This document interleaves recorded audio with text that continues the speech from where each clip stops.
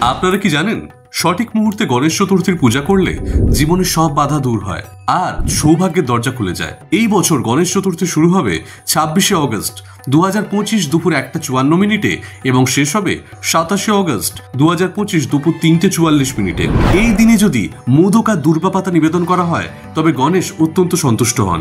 বিশেষত 21টি দুর্বাঘাস অর্পণ করলে জীবনে সমৃদ্ধি আসে বলে বিশ্বাস রয়েছে। পূজার নিয়ম: সকালে স্নান করে শুদ্ধ বস্ত্র পরিধান করুন। গণেশের মূর্তি স্থাপন করে গঙ্গাজল দিয়ে স্নান করান। গণেশের কপালে চন্দন আর চালের তিলক দিন। পূজার স্থানে ফুল, ধূপ, প্রদীপ, মিষ্টি ও নৈবেদ্য অর্পণ করুন। ওম শ্রী গণেশায় নমঃ এই মন্ত্র জপ করুন, আরতি করুন এবং প্রসাদ বিতরণ করুন। এবার জানবো এই শুভ দিনে কি করা একেবারেই উচিত নয়। এই দিনে কখনোই চাঁদ দেখা উচিত নয়। রাগ, ঝগড়া বা খারাপ কথা বলা থেকে দূরে থাকুন। অশুদ্ধ বা অপরিষ্কার স্থানে পূজা করবেন না। কালো পোশাক পরা এড়িয়ে চলুন।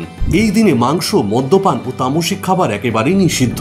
গণেশ চতুর্থী আমাদের মনে করিয়ে দেয় শুরুটা সবসময় ভগবান গণেশের নাম দিয়ে করলে শেষটা হয় আশীর্বাদে ভরা। আপনাদের যদি ভিডিওটি ভালো লেগে থাকে তবে লাইক, শেয়ার আর সাবস্ক্রাইব করতে ভুলবেন না।